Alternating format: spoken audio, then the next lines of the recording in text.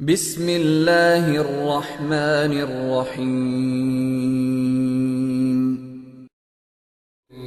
ونتوکل علیہ ونعوذ باللہ من شرور انفسنا ومن سیئات اعمالنا من يهده الله فلا مضل له ومن يضلل فلا هادي له ونشهد أن لا إله إلا الله وحده لا شريك له ونشهد أن سيدنا ومولانا محمدا عبده ورسوله أما بعد فأعوذ بالله من الشيطان الرجيم بسم الله الرحمن الرحيم وما خلقت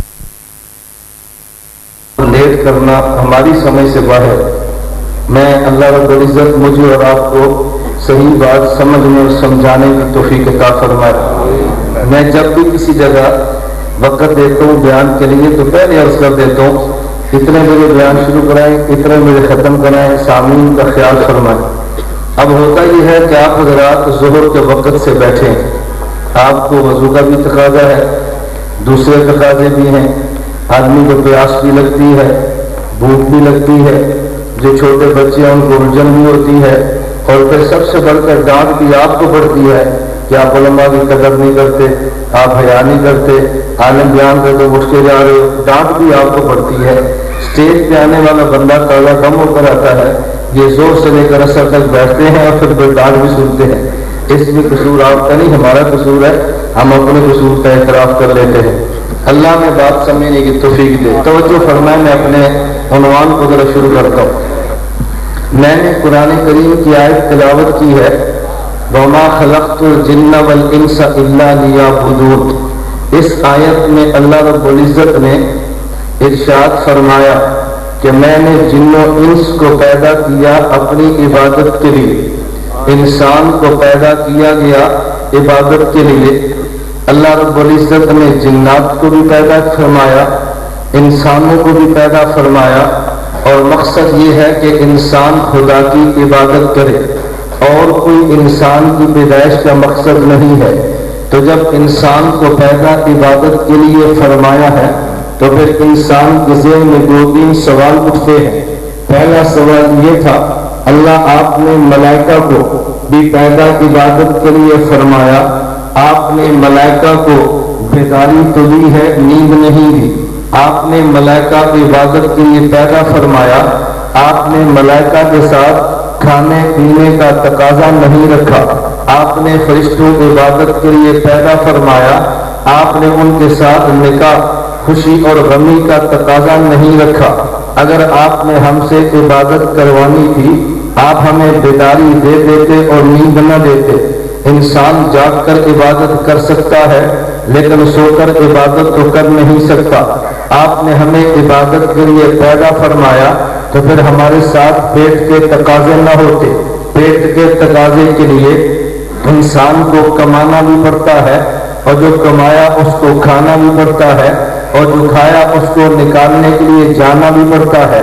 تو جب عبادت کروانی تھی ہمارے ساتھ نہ کمانے کا مسئلہ ہوتا, نہ کمائے ہوئے کو کھانے کا مسئلہ ہوتا, نہ کھائے ہوئے کو نکالنے کا مسئلہ ہوتا. اگر عبادت کروانی تھی تو پھر یہ نکاح وغیرہ کے معاملات نہ ہوتے. جب انسان نے نکاح کرنا ہے تو ظاہر ہے اس نے حقوق ادا بھی کرنے ہیں. بیوی کا باپ اس کا سسر بنتا ہے, بیوی کی ماں اس کی ساس, اور وہ بھی ماں اور باپ کی طرح ہے, ان کے ساتھ بھی معاملات چلانے ہیں, اپنی اولاد کو بھی سنبھالنا ہے, بیوی کے سارے معاملات بھی اس کے ذمے ہیں.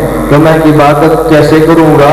یہ انسان کے ذہن میں سوال پیدا ہوتے تھے, خدا نے ان سوالات کا جواب دیا ہے. اس جواب کے لیے میں نے دوسری آیت کی تلاوت کی ہے لَقَدْ كَانَ لَكُمْ فِي رَسُولِ اللَّهِ أُسْوَةٌ حَسَنَةٌ. یہ میرے اور تمہارے اعتراض کا جواب ہے. اعتراض یہ تھا اللہ پیدا عبادت کے لیے فرمایا تو ساتھ یہ تقاضے کیوں رکھے ہیں؟ اگر یہ تقاضے نہ رکھتے تو پھر ہم عبادت ہی کرتے رہتے. ان تقاضوں کے ہوتے ہوئے اللہ ہم تیری عبادت کیسے کریں گے؟ بات چل پڑی, میں درمیان میں ایک اور بات بھی کہتا چلا جاؤں. اہل سنت کا نظریہ ہے اللہ رب العزت نے پیدا تو مجھے اور آپ کو عبادت کے لیے کیا ہے، لیکن ساتھ ہم یہ بھی کہتے ہیں ہماری پیدائش کا سبب سرور عالم صلی اللہ علیہ وسلم کی ذات گرامی ہے، حضور ہماری ذات پیدائش کا سبب بنے ہیں۔ ایک شخص کہتا ہے تمہارے پاس دلیل کیا ہے؟ میں نے کہا دلیل تو مستدرک علی صحیحین میں روایت موجود ہے، حضرت عمر بن خطاب رضی اللہ عنہ فرماتے ہیں، حدیث قدسی کے الفاظ یوں ہیں، اللہ رب العزت نے فرمایا لولا محمد لما خلقتک، لولا محمد لما خلقتک۔ توجہ رکھنا، حدیث قدسی کا معنی کیا ہے؟ هو الكلام الذي يبينه النبي بنفسه ويرسله الى ربه۔ کلام تو خدا کا ہوتا ہے لیکن اس میں زبان مصطفیٰ کی ہوتی ہے، جب کلام خدا مصطفیٰ کی زبان سے نکلے اسے حدیث قدسی کہتے ہیں۔ اللہ کے پیغمبر نے فرمایا، حق جل مجدہ نے ارشاد فرمایا لولا محمد لما خلقتک، اے آدم اگر میں نے اپنے محمد کو وجود نہ دینا ہوتا میں تجھے پیدا ہی نہ کرتا۔ حضرت آدم کو وجود ملا ہے حضور کی وجہ سے، ہمارے ماں باپ کو وجود ملا ہے حضرت آدم کی وجہ سے، مجھے اور تجھے وجود ملا ہے ہمارے ماں باپ کی وجہ سے، تو در حقیقت وجود مجھے اور تجھے ملا ہے رسول اللہ صلی اللہ علیہ وسلم کی ذات گرامی کی وجہ سے۔ ایک بندہ کہنے لگا میں اس حدیث کو نہیں مانتا، میں نے کہا تو کیوں نہیں مانتا؟ کہتا یہ حدیث قرآن کے خلاف ہے اور جو قرآن کے خلاف ہو ہم اسے نہیں مانتے۔ میں نے کہا قرآن کی کس آیت کے خلاف ہے؟ ابھی آپ نے تلاوت تو کی ہے وَمَا خَلَقْتُ الْجِنَّ وَالْإِنسَ إِلَّا لِيَعْبُدُونِ، اللہ فرماتے ہیں عبادت کے لیے پیدا کیا ہے اور تم کہتے ہو مصطفیٰ کی وجہ سے پیدا کیا ہے، تو جب حدیث کے قرآن کے خلاف ہو گئی ہے ہم نہیں مانتے۔ میں نے کہا تو قرآن کو نہیں سمجھا، حدیث کو نہیں سمجھا اور دیوبند کے موقع پر اعتراض کیا ہے۔ اگر قرآن و حدیث کو سمجھ لیتا کبھی اہل سنت کے موقع پہ اعتراض نہ کرتا۔ کہتے ہیں کیا مطلب؟ میں نے کہا میں مثال دوں گا تو تمہیں بات سمجھ آئے گی۔ درمیان میں حنفیت کا نام بھی ہے ہمارے اجتماع میں، میں مثال کو سمجھانے کے لیے ایک مثال دیتا ہوں۔ میں ایک جملہ عرض کیا کرتا ہوں، اگر قائل عالم کو کرنا ہو تو پھر دلیل دیتے ہیں، اور اگر قائل عالم نہیں غیر عالم کو کرنا ہو تو پھر مثال دیتے ہیں۔ عالم کو قائل دلیل سے کرتے ہیں، غیر عالم کو قائل مثال سے کرتے ہیں۔ میں اس اصول کو بھی کبھی ایک مثال دیتا ہوں کہ میرا خیر پور میرس کی جامع مسجد میں جلسہ تھا، جلسے کے بعد ایک نوجوان آیا، وہ نوجوان مسلکن ہمارا نہیں تھا، اس نے مجھ سے سوال کیا کہ مولانا ایک بات تو بتائیں کہ ہر آدمی کے اوپر تقلید کرنا واجب ہے؟ میں نے کہا جی ہاں تقلید کرنا واجب ہے۔ کہتا ہے تقلید نہ کریں تو پھر؟ میں نے کہا گناہ ہوتا ہے۔ کہتا ہے پھر یہ بتائیں امام اعظم ابو حنیفہ نے کس کی تقلید کی ہے؟ میں نے کہا کسی کی بھی تقلید نہیں کی۔ کہتا ہے جب تقلید کرنا واجب ہے نہ کرے تو گناہ ہے، تو تمہارا امام کسی کی تقلید نہیں کرتا تو پھر مان لو وہ بھی گناہ گار ہوا نا؟ میں نے کہا وہ تقلید نہیں کرتے اور گناہ گار بھی نہیں ہے۔ مجھے کہتے ہیں بچا، میں نے کہا دو مسئلے میں آپ سے پوچھتا ہوں، یہ مسئلہ خود بخود حل ہو جائے گا۔ کہتے ہیں کون سے مسئلے؟ میں نے کہا یہ بتائیں ہر انسان پہ کسی نبی کا کلمہ پڑھنا فرض ہے؟ مجھے کہتے ہیں جی ہاں۔ میں نے کہا بتاؤ رسول اللہ صلی اللہ علیہ وسلم نے کس نبی کا کلمہ پڑھا؟ کہتا ہے کسی کا کلمہ تو نہیں پڑھا، وہ تو اپنا کلمہ پڑھتے۔ میں نے کہا کسی کا کلمہ کیوں نہیں پڑھا؟ کہتا ہے اس لیے کہ وہ خود نبی ہے، جو خود نبی کسی اور کا کلمہ کیوں پڑھے؟ میں نے کہا دوسرا مسئلہ بتا، باجماعت نماز ضروری ہے؟ کہتا ہے جی بالکل ضروری ہے۔ میں نے کہا باجماعت نماز کا مطلب کیا ہے؟ کہتا ہے چند لوگ امام کے پیچھے کھڑے ہو کے نماز پڑھے، اسے باجماعت کہتے ہیں۔ میں نے کہا باجماعت نماز نہ پڑھے تو پھر؟ کہتا ہے گناہ ہوتا ہے۔ میں نے کہا تم سب باجماعت پڑھتے ہو، تمہارا امام بے جماعت پڑھتا ہے۔ مجھے کہتے ہیں وہ کس لیے؟ میں نے کہا باجماعت کا معنی امام کے پیچھے کھڑے ہو کے نماز پڑھنا ہے، تم تو امام کے پیچھے ہو، تمہارا امام کس کے پیچھے ہے؟ کہتے ہیں وہ کسی کے پیچھے بھی نہیں ہے۔ میں نے کہا پھر گناہ گار ہوا نا؟ کہتے ہیں وہ گناہ گار نہیں ہے۔ میں نے کہا کیوں نہیں ہے؟ کہتے ہیں اس لیے کہ وہ خود امام ہے۔ میں نے کہا مسئلہ حل ہوا، نبی کسی اور کا کلمہ نہیں پڑھتا کیونکہ خود نبی ہے، امام کسی اور کے پیچھے نہیں کھڑا کیونکہ خود امام ہے، ابو حنیفہ کسی کی تقلید نہیں کرتے کیونکہ خود مجتہد امام ہے۔ کیونکہ خود مجتہد امام ہے۔ پھر مجھے کہنے لگا اچھا اگر امام ہے، امام تو مالک بھی ہے، امام تو شافعی بھی ہے، امام احمد بھی ہے، امام تو اور بھی تھے، ان سب کو چھوڑ کے تقلید تم نے امام ابو حنیفہ کی کیوں کی ہے؟ میں نے کہا خیر المیرس میں مسجدیں تو اور بھی تھی، ان مسجدوں کو چھوڑ کے تو یہاں پہ کیوں آیا ہے؟ کہتا ہے وہ مسجد چھوٹی ہے، یہ مسجد بڑی ہے۔ میں نے کہا وہ امام چھوٹے ہے اور یہ امام بڑا ہے۔ مجھے فوراً کہنے لگا وہ امام چھوٹے ہیں، توجہ، وہ امام چھوٹے ہیں اور یہ امام بڑا ہے۔ میں نعرے اس لیے نہیں لگواتا کہ پھر میرے دلائل پورے نہیں ہونے۔ سبحان اللہ، ماشاءاللہ کی حاجت نہیں ہے، میری بات کو دلائل سے سمجھنا۔ میں نے کہا وہ امام چھوٹے ہیں اور یہ امام بڑا ہے۔ مجھے کہنے لگا کہ تم دلیل، میں نے کہا گناہ ہوتا ہے۔ کہتا ہے پھر یہ بتائیں امام اعظم ابو حنیفہ نے کس کی تقلید کی ہے؟ میں نے کہا کسی کی بھی تقلید نہیں کی۔ کہتا ہے جب تقلید کرنا واجب ہے نہ کرے تو گناہ ہے، تو تمہارا امام کسی کی تقلید نہیں کرتا تو پھر مان لو وہ بھی گناہ گار ہوا نا۔ میں نے کہا وہ تقلید نہیں کرتے اور گناہ گار بھی نہیں ہے۔ مجھے کہتے ہیں بچا، میں نے کہا دو مسئلے میں آپ سے پوچھتا ہوں، یہ مسئلہ خود بخود حل ہو جائے گا۔ کہتے ہیں کون سے مسئلے؟ میں نے کہا یہ بتائیں ہر انسان پہ کسی نبی کا کلمہ پڑھنا فرض ہے؟ مجھے کہتے ہیں جی ہاں۔ میں نے کہا بتاؤ رسول اللہ صلی اللہ علیہ وسلم نے کس نبی کا کلمہ پڑھا؟ کہتا ہے کسی کا کلمہ تو نہیں پڑھا، وہ تو اپنا کلمہ پڑھتے۔ میں نے کہا کسی کا کلمہ کیوں نہیں پڑھا؟ کہتا ہے اس لیے کہ وہ خود نبی ہے، جو خود نبی کسی اور کا کلمہ کیوں پڑھے؟ میں نے کہا دوسرا مسئلہ بتا، باجماعت نماز ضروری ہے؟ کہتا ہے جی بالکل ضروری ہے۔ میں نے کہا باجماعت نماز کا مطلب کیا ہے؟ کہتا ہے چند لوگ امام کے پیچھے کھڑے ہو کے نماز پڑھے، اسے باجماعت کہتے ہیں۔ میں نے کہا باجماعت نماز نہ پڑھے تو پھر؟ کہتا ہے گناہ ہوتا ہے۔ میں نے کہا تم سب باجماعت پڑھتے ہو، تمہارا امام بے جماعت پڑھتا ہے۔ مجھے کہتا ہے وہ کس لیے؟ میں نے کہا باجماعت کا معنی امام کے پیچھے کھڑے ہو کے نماز پڑھنا ہے، تم تو امام کے پیچھے ہو، تمہارا امام کس کے پیچھے ہے؟ کہتا ہے وہ کسی کے پیچھے بھی نہیں ہے۔ میں نے کہا پھر گناہ گار ہوا نا؟ کہتا ہے وہ گناہ گار نہیں ہے۔ میں نے کہا کیوں نہیں ہے؟ کہتا ہے اس لیے کہ وہ خود امام ہے۔ میں نے کہا مسئلہ حل ہوا، نبی کسی اور کا کلمہ نہیں پڑھتا کیونکہ خود نبی ہے، امام کسی اور کے پیچھے نہیں کھڑا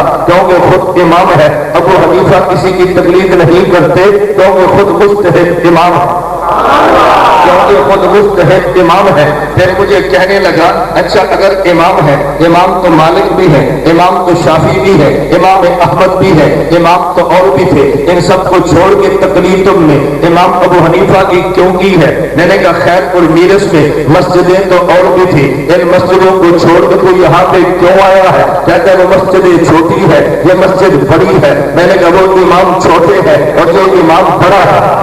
مجھے فوراً کہنے لگا وہ امام چھوٹے ہیں، توجہ، وہ امام چھوٹے ہیں اور یہ امام بڑا ہے۔ میں نعرے اس لیے نہیں لگواتا کہ پھر میرے دلائل پورے نہیں ہونے۔ سبحان اللہ، ماشاءاللہ کی حاجت نہیں ہے، میری بات کو دلائل سے سمجھنا۔ میں نے کہا وہ امام چھوٹے ہیں اور یہ امام بڑا ہے۔ مجھے کہنے لگا کہ تم دلیل نہیں دیتے، تم مثال دیتے ہو۔ میں نے کہا مولوی لا، اس کو دلیل دوں گا تو جیسا چاہے رہے گا، تو پھر مثال دوں گا تو اس سے میری دلیل مثال قابو نہیں آتی۔ بتا میری دلیل کیسے تو قابو کر لے گا؟ اگر غائب عالم کو مثال دیتے ہیں، میں بات سمجھا رہا تھا، خدا نے پیدا کیا اس لیے عبادت کی جائے، حدیث سے مبارک میں ہے پیدا مصطفیٰ کی وجہ سے کیا، حدیث آیت کے مخالف ہوگی، ہم نہیں مانتے۔ میں نے کہا مثال دوں گا تو تجھے بات سمجھ آئے گی۔ ابھی میں نے بیان کیا، بیان کے بعد ایک نوجوان کہتا ہے وہ یہ بتاؤ مولانا الیاس گھومر کیوں ہے؟ اس نوجوان سے پوچھ لیا ہے، یہ کہتے ہیں تمہیں نہیں پتا، وہ اس لیے آئے تھے کہ انہیں یہاں پہ بیان کرنا تھا۔ ایک نوجوان مجھ سے پوچھتا ہے آپ بتائیں یہاں پر کیوں آئے ہیں؟ میں نے کہا تجھے نہیں پتا، مجھے میزبان قاری خضر ایاد صاحب نے دعوت دی ہے، میں اس لیے آیا۔ اس نے فوراً کہا دیکھو مولانا الیاس گھومر اور سامع ان کا آپس میں بیان نہیں ملتا۔ اس سے پوچھا کیوں آئے ہیں تو یہ کہتا ہے کہ تقریر کے لیے آئے ہیں۔ ہم نے مولانا سے پوچھا کیوں آئے ہیں، کہتے ہیں مولانا خضر ایاد دعوت دی ہے، ہم اس لیے آئے ہیں، یہ بیان اور دیتا ہے، تمہارا مولوی بیان اور دیتا ہے۔ میں نے سن لیا. میں نے کہا بیٹا ادھر آ, مسئلہ کیا ہے؟ کہتا یہ کچھ اور کہتا ہے, تم کچھ اور کہتے ہو. میں نے کہا یہ کیا کہتا ہے؟ میں کیا کہتا ہوں؟ کہتا یہ کہتا ہے تم بیان کے لیے آئے ہو, آپ کہتے ہیں میزبان کی وجہ سے ہے. میں نے کہا وہ بھی بات ٹھیک کہتا ہے, میں بھی بات ٹھیک کہتا ہوں. تو اس کی بھی نہیں سمجھا تو میری بھی نہیں سمجھا. جب اس بچے سے پوچھا کیوں آئے ہیں, اس نے میرے آنے کا مقصد بیان کیا کہ بیان کرنے کے لیے آئے ہیں. مجھ سے پوچھا کیوں ہے, میں نے آنے کا سبب بیان کیا. مولانا خضر عیاض نے دعوت دی ہے تو میرے آنے کا سبب دعوت دینا ہے, میرے آنے کا مقصد بیان کرنا ہے. مقصد اور ہوتا ہے, سبب اور ہوتا ہے. ہم نے قرآن سے پوچھا ہے ہمیں پیدا کیوں کیا گیا ہے؟ وما خلقت الجن والانس الا لیعبدون, تم سے عبادت کروانی ہے.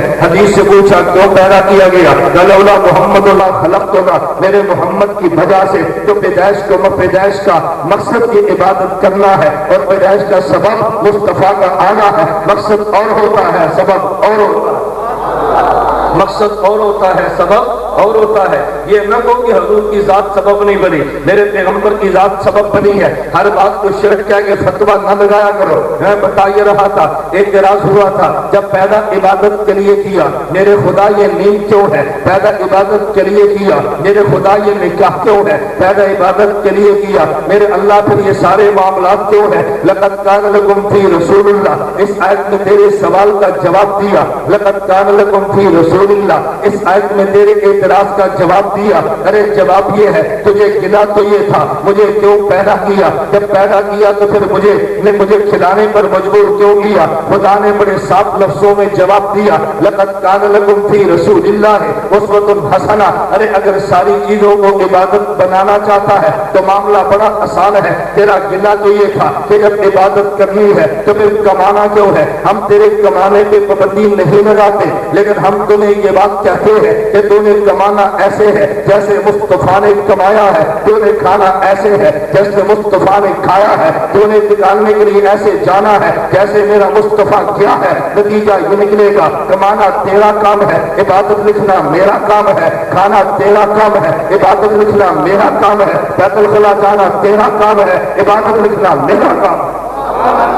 تجھے گلا تو یہی تھا, تجھے گلا تو یہی تھا. اور جب آئے عبادت کے لیے ہے تو پھر بتاؤ کمانا کیوں ہے؟ میں نے کہا کمانا ہے لیکن ایسے جیسے مصطفیٰ نے کمایا ہے. توجہ رکھنا, ایسے جیسے میرے مصطفیٰ نے کمایا. تجھے گلا یہ تھا کہ جب عبادت کرنی ہے پھر میں نے سونا ہے تو سو کر عبادت کیسے کروں گا؟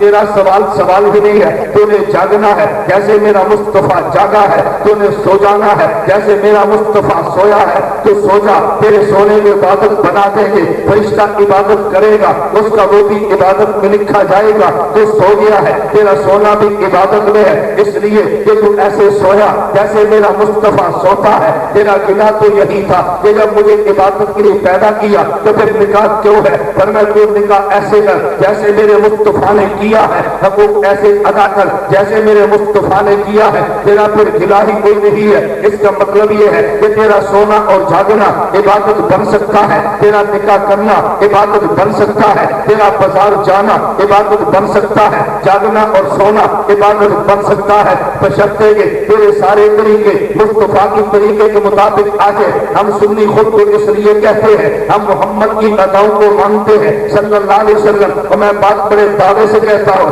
خدا کی قسم اٹھا کے کہتا ہوں, دیوبند کا موقف یہ نہیں ہے نماز عبادت ہے, دیوبند کا موقف یہ نہیں ہے کہ روزہ عبادت ہے, دیوبند کا موقف یہ نہیں ہے, دیوبند کا موقف یہ ہے ادائے مصطفیٰ کا نام عبادت ہے. اگر نماز مصطفیٰ کی ادا پہ آ جائے عبادت بنتی ہے, ادائے مصطفیٰ نہ ہو پھر عبادت نہیں بنتی. اگر تجھے یقین نہ ہے, ابھی 4:45 بجے اذان ہوگی, غروب شمس تک کو سجدے کر, اسے عبادت کہتے ہیں. جب سورج ڈوبنے لگا ہے اب تو سجدہ کرے, اسے عبادت نہیں کہتے. سجدہ تو یہ بھی ہے, سجدہ وہ بھی ہے. تو اس سے پوچھا جائے فرق کیا ہے, تو کہے گا غروب شمس سے پہلے سجدہ مصطفیٰ کی ادا ہے. سورج غروب ہو رہا ہو تو سجدہ نہ کرنا, یہ مصطفیٰ کی ادا ہے. پتہ یہ چلا ہے سجدے کا نام عبادت نہیں ہے، مصطفیٰ سجدہ کر دے عبادت بنتی ہے، اگر نہ کرے عبادت نہیں بنتی۔ میرے دوست روزے کا نام عبادت نہیں ہے، ادائے پیغمبر کا نام عبادت ہے۔ اگر تجھے یقین نہ ہے صبح صادق کو تو نے کھانا چھوڑ دیا ہے،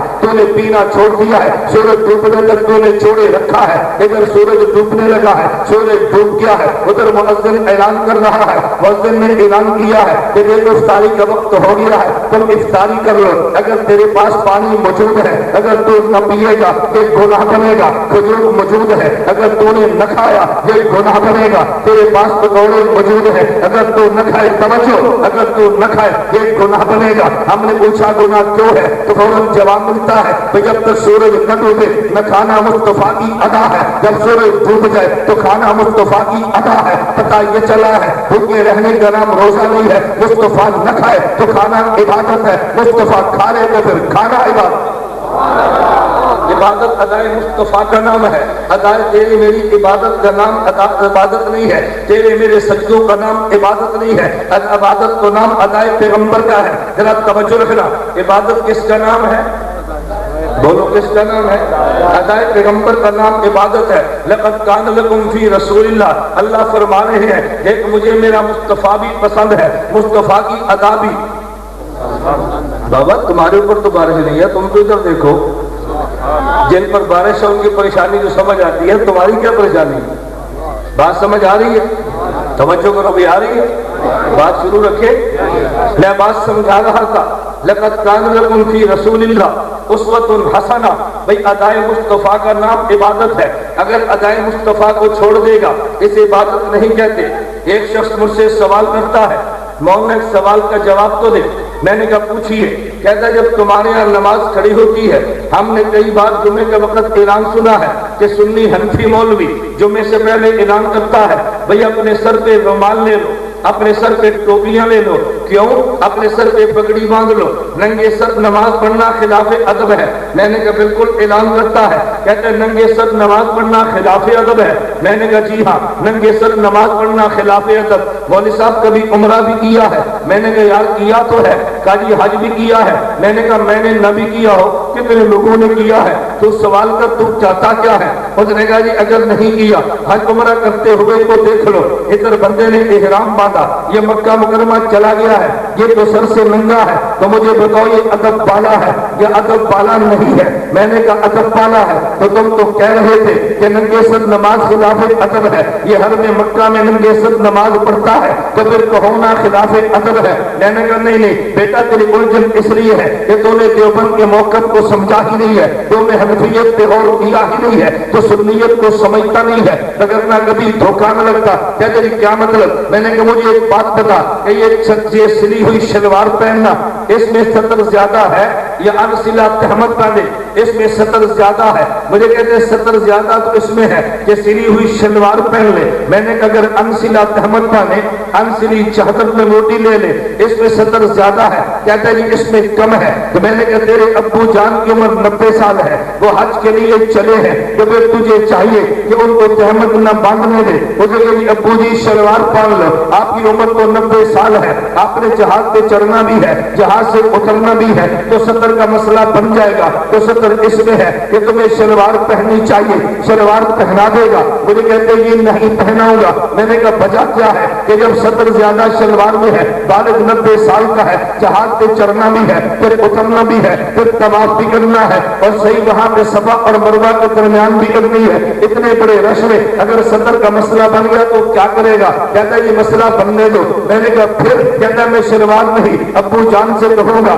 شلوار نہیں، اگر یہ ساری مشقتیں برداشت کرنی پڑے تو میں تہمت باندھ لینا چاہیے۔ میں نے کہا وجہ کیا ہے؟ کہتا ہے وجہ تو بڑی صاف ہے، یہ ادائے پیغمبر ہی یوں ہے، نبی نے یوں حج کیا ہے، ہمیں یوں کرنا پڑے گا، نبی نے عمرہ یوں کیا ہے تو کرنا پڑے گا۔ میں نے کہا یہی بات تو میں کہتا ہوں، نہ ننگے سر کا نام عبادت ہے، نہ ٹوپی پہننے کا نام عبادت ہے، عبادت ادائے پیغمبر کا نام ہے۔ اگر احرام نہ باندھا ہو تو سر پہ ٹوپی پہنے گا، ادائے پیغمبر ہے، جب احرام پہن لے تو ٹوپی اتار دینا، ادائے پیغمبر ہے، جب احرام نہیں تھا ادب کا تقاضا تھا ٹوپی لے لیتا، جب احرام پہن لیا ادب کا تقاضا ہے ٹوپی اتار دے۔ ہم عقل والے نہیں ہیں، ہم ادائے پیغمبر والے ہیں، ہم عقل والے نہیں ہیں، ہم کون ہیں؟ ادائے پیغمبر والے ہم یہ نہیں دیکھتے عقل کیا کہتی ہے، ہم دیکھتے ہیں مصطفیٰ کی ادا کیا ہے، ہم یہ نہیں دیکھتے ہمارا دماغ کیا کہتا ہے، ہم دیکھتے ہیں پیغمبر کی ادا کیا ہے، اور یہ ادائے پیغمبر ہماری رائے نہیں ہے،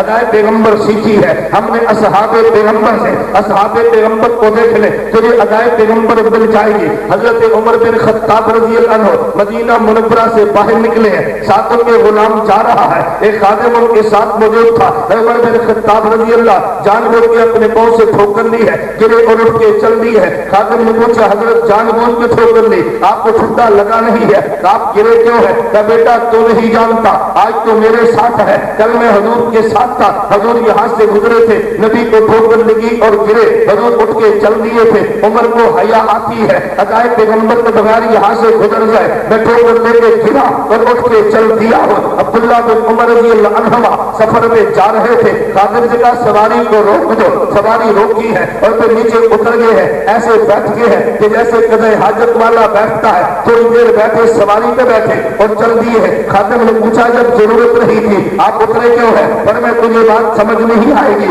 آج میرے ساتھ تو ہے، کل میں خاتم بن کے حضور کے ساتھ چلا تھا، میں نے مصطفیٰ کو یوں ہی دیکھا ہے، حضور یہاں پہ سواری روک کے بیٹھ گئے تھے، مجھے قضائے حاجت کی حاجت تو نہیں تھی، لیکن ادائے پیغمبر کو ادا کیے بغیر عبداللہ بن عمر نہیں گزر سکتا۔ تاریخ میں صحابی کا نام معاویہ ہے رضی اللہ عنہ، حضرت معاویہ کے نام کے کئی صحابی ہیں، یہ وہ معروف صحابی نہیں، ایک اور حضرت معاویہ رضی اللہ عنہ ہے، ان کو کسی نے دیکھا کہ سردی کا موسم ہے، گریبان کھلا پڑا ہے، تو تمہیں سردی نہیں لگتی؟ کہا جی مجھے لگتی ہے۔ کہا پھر تم گریبان بند کیوں نہیں کرتے؟ کہا میں مدینہ میں گیا تھا، میں نے رسول اللہ کو دیکھا، نبی کا گریبان کھلا ہوا تھا، میں نے اس دن کے بعد کبھی بند کیا ہی نہیں ہے۔ کہا جب تم مدینہ گیا وہ تو گرمی کے دن تھے، اس لیے رسول اللہ نے کھولا ہے۔ کہا میں گرمی اور سردی کو نہیں دیکھتا، میں نے جیسے دیکھا ہے میں نے فیصلہ کر لیا، میں نے موت تک اسی طرح رہنا ہے، یہ میرے پیغمبر کی ادا ہے۔ ابو محذورہ ابھی بچے ہیں، رسول اللہ کا کلمہ نہیں پڑا، پیغمبر نے بلایا ہے، لمبا واقعہ میں وہ پیش نہیں کرتا، ان کے سر پہ ہاتھ پھیرا ہے۔ ابو محذورہ بڑے ہو گئے، جب کلمہ پڑا مسلمان ہوا، پھر بڑے ہو گئے، کسی نے دیکھا ابو محذورہ کے لمبے بال عورتوں کی طرح ہے، ابو محذورہ یہ عورتوں کی طرح لمبے بال کٹوا کیوں نہیں دیتے؟ کیا نہیں کٹوا سکتا؟ پوچھا وجہ کیا ہے؟ کیسے نبوت کے ہاتھ پھیرے ہیں، ابو محذورہ کیسے کٹوا سکتا ہے؟ میں بتا یہ رہا تھا تیرا گلہ تو یہ تھا ہم نے کمانا ہے، عبادت کیسے؟ خدا نے جواب دیا ہے لقد کان لکم فی رسول اللہ، کمانا گناہ نہیں ہے لیکن ایسے کما جیسے ادائے مصطفیٰ ہے، کھانا گناہ نہیں ہے ایسے کھا جیسے ادائے مصطفیٰ ہے، بیت الخلا یوں جا جیسے ادائے مصطفیٰ ہے، تیرا بیت الخلا جانا بھی عبادت بنے گا۔ میں خدا کی قسم اٹھا کے دیوبندیت کا موقف بیان کرتے ہوئے یہ بات کہتا ہوں، تم نے دیوبند کے بارے میں سنا ہے لیکن کبھی دیوبند کو نہیں سنا، کسی کو سنے تو ذہن اور ہوتا ہے، کسی کے بارے میں سنے تو ذہن اور ہوتا ہے۔ دیوبندیت کا موقف سننا میں واضح لفظوں میں کہتا ہوں، ہمارا یہ دعویٰ ہے اگر کوئی آدمی بیت الخلا میں جائے اور سنت کے مطابق جائے، ایک آدمی بیت اللہ میں جائے اور سنت کے خلاف جائے، بیت الخلا میں سنت کے مطابق جانا خلاف سنت بیت اللہ میں جانے سے بھی زیادہ آنا۔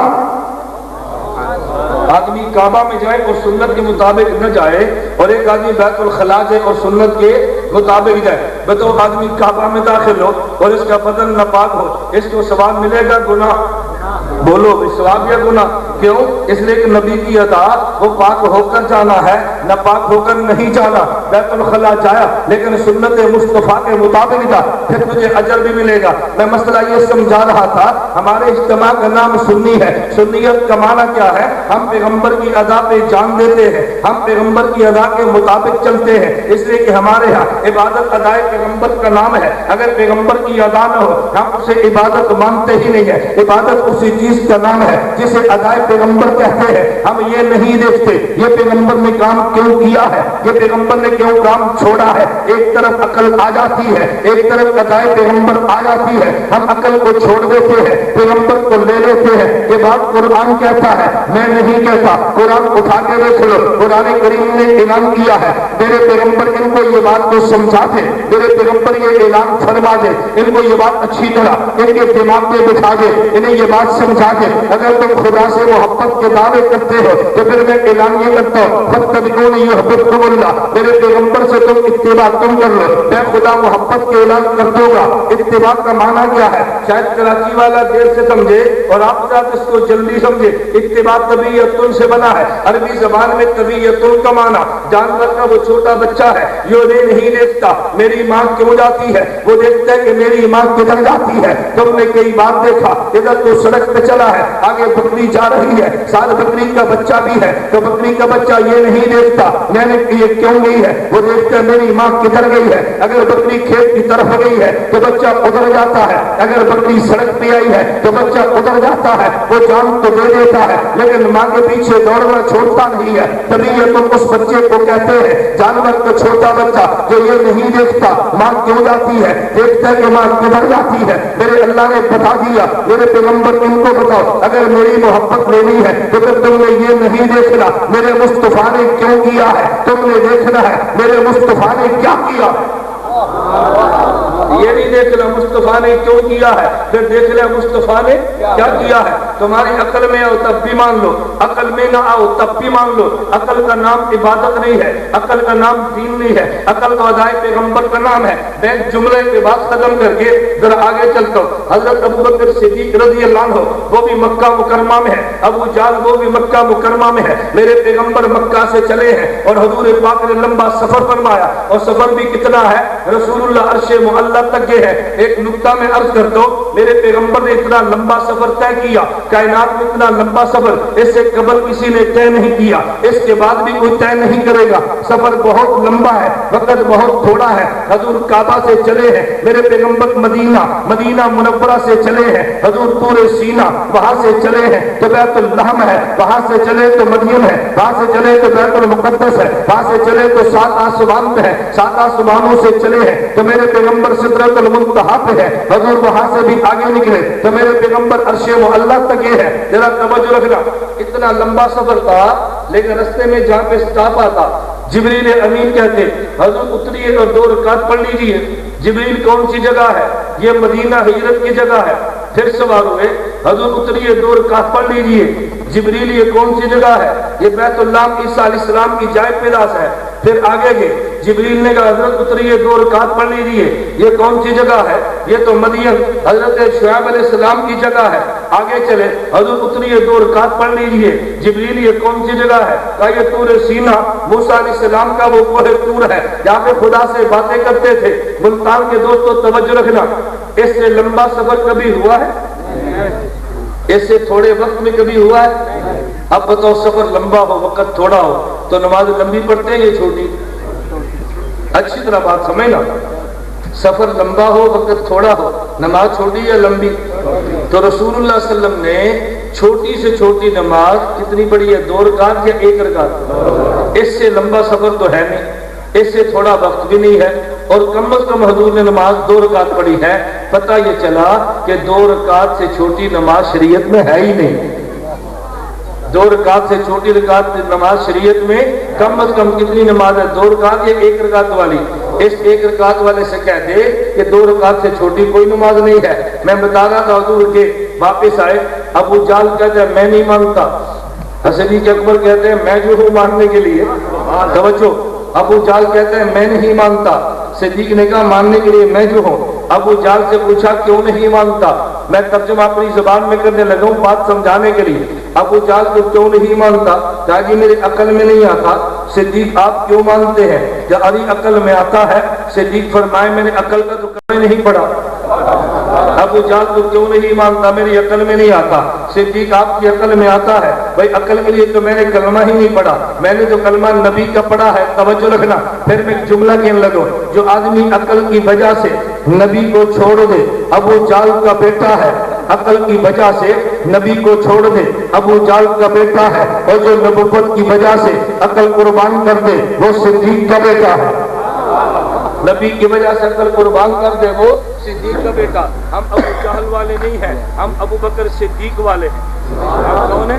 ابو جہل والے نہیں، ابو بکر صدیق والے ہیں رضی اللہ تعالیٰ عنہ۔ میں بتا رہا تھا ادائے مصطفیٰ کا نام عبادت ہے۔ آج ہمارے کتنے مسائل ہیں جو لوگوں کو سمجھ نہیں آتی اور بار بار پہ الجھن پیدا کرتے ہیں۔ توجہ رکھنا، میں ایک مسئلہ پیش کرنے لگا ہوں۔ آج ہمارے ایک اختلاف چل رہا ہے، فتوے بازی ہے اور نمازوں کے اوپر مناظرے ہیں، گرما گرمی بحث چلتی ہے۔ کوئی بحث کس بات پر ہے؟ یعنی یہ بتاؤ کہ تم نماز میں رکوع جاتے اٹھتے رفع الیدین کرتے ہو یا رفع الیدین نہیں کرتے؟ ہم نے کہا جی ہم نہیں کرتے۔ توجہ رکھنا، کہا جی میں تو کرتا ہوں۔ میں نے کہا تو کیوں کرتا ہے؟ کہتے ہیں نبی پاک نے کیا جو تھا، بھائی تم کیوں نہیں کرتے؟ ہم نے کہا نبی، توجہ رکھنا، ہم نے کہا نبی پاک نے چھوڑا جو تھا۔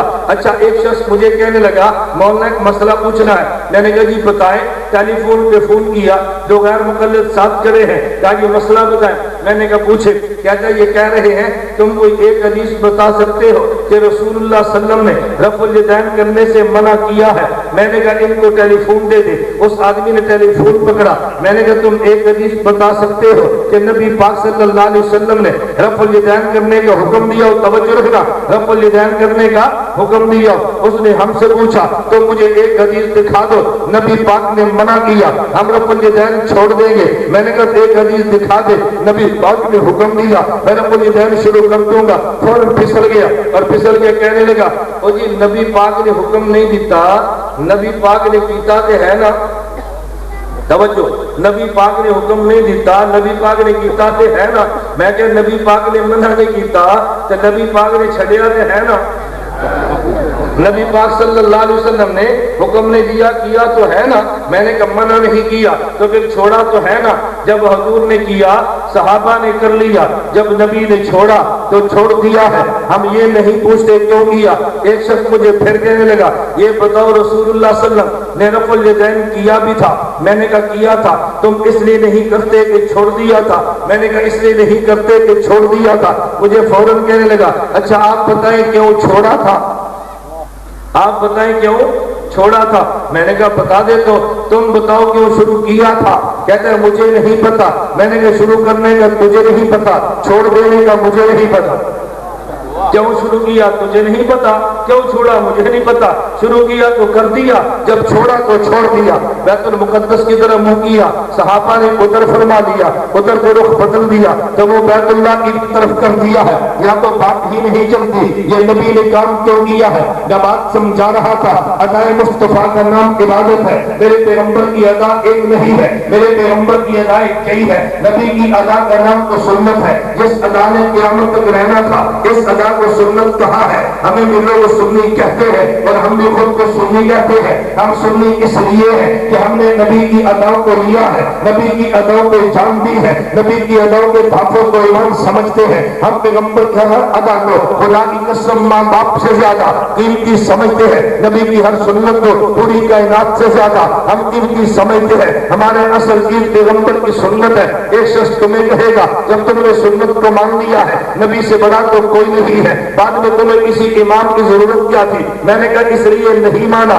کہ امام ان سے بڑا ہے، ہم نے اس لیے مانا ہے کہ امام ان کی بات کو لکھا ہے۔ بات توجہ سے سمجھنا، استاد سبق پڑھا دیتا ہے، شاگرد کو لکھ لیتا ہے، لوگ شاگرد کی کاپی دیکھ کے یاد کرتے ہیں۔ کوئی بندہ کہتا ہے اب یہ کاپی کس کی ہے؟ کیا یہ فلاں شاگرد کی ہے؟ تو لوگ کہتے ہیں تم نے استاد کو چھوڑ دیا ہے۔ ہم نے کہا چھوڑا نہیں ہے، استاد کے علم جو شاگرد نے لکھا ہے ہم نے اسی علم کو لیا ہے۔ ہم خود کو حنفی اس لیے کہتے ہیں میرے پیغمبر کی جو سنتیں ہیں وہ امام ابو حنیفہ نے جمع کر کے ہمارے حوالے کر دی ہے، تبھی تو خود کو حنفی کہتے ہیں۔ ایک شخص کہنے لگا کہ تم اپنی نماز کو دیکھو تو نماز کو حنفی کہتے ہو۔ میں نے کہا پھر کیا کہنا چاہیے؟ میں نے کہا تم بتا دے کیا کہنا چاہیے؟ کہتے ہیں حنفی کیوں کہتے ہو؟ جب کلمہ تم نے نبی کا پڑھا ہے تو نماز کو حنفی نہ کہو نا، نماز کو نبوی کہو۔ میں نے کہا تیرا مولوی تقریر کرتا ہے اور قرآن تقریر کہتا ہے کہ یہ حدیث بخاری کی ہے، اپنے مولوی سے پوچھنا یہ بخاری کی نہیں، یہ تو رسول اللہ کی۔ الحمدللہ رب العالمین والعاقبۃ للمتقین والصلاۃ والسلام علی رسول الکریم ربنا آتنا فی الدنیا حسنۃ وفی الآخرۃ حسنۃ وقنا عذاب النار۔ یا اللہ ہمارے اس پروگرام کو قبول فرما، آنے والے سب کا آنا قبول فرما۔ حضرت نے جو بیان کیا ہمیں اس پر عمل کی توفیق عطا فرما، ہمیں صحیح عقیدہ نصیب فرما، صحیح عمل نصیب فرما، صحیح اخلاق نصیب فرما، پوری دنیا کے مسلمانوں کی حفاظت فرما، دینی کام کرنے والوں کی حفاظت فرما۔ اے اللہ قاری صاحب کے مدرسے کو قبول فرما۔ اس جلسے میں جتنے لوگوں نے شرکت کی ہے، مال حلال اس میں لگایا ہے یا اپنا وقت لگایا ہے، اشتہار لگائے ہیں، جتنی محنت کی ہے اللہ ساری قبول فرما۔ اے اللہ بارہ میں رحمت وہاں عطا فرما جہاں انسانوں کو ضرورت ہے۔ وصلی اللہ تعالی علی خیر خلقہ محمد وعلی آلہ و اصحابہ اجمعین۔